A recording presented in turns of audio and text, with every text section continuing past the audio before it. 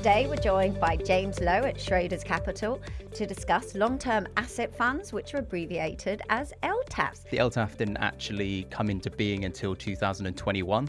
Okay. So this was a new UK authorised fund structure that the FCA has developed. It's specifically developed to invest in long-term illiquid assets.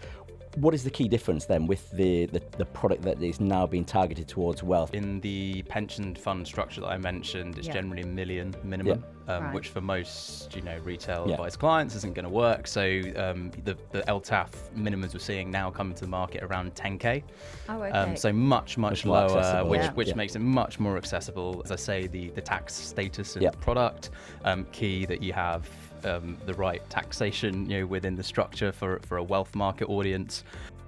And the way that the FCA has approached this is to change a couple of things and to enforce a couple of rules that try to address that liquidity mismatch. Yeah. So things like you have to have at least monthly dealing. You have to have at least 90-day notice periods Yeah. of redemptions. The liquidity of the LTAF of the underlying illiquid assets must match the dealing terms, the redemptions terms. To hear more, please like and subscribe to Alternative Thinking from Growth Invest on YouTube, Spotify, and wherever you get your podcasts. This is a podcast produced for EIS Platforms Limited, trading as Growth Invest. It is not intended to be a financial promotion of any sort and is intended for financial professionals only. Any comments made or opinions expressed in this podcast should not be construed as investment advice or a financial promotion. Startups and early stage businesses are high-risk investments, and you are unlikely to be protected if something goes wrong. Don't invest unless you're prepared to lose all your money.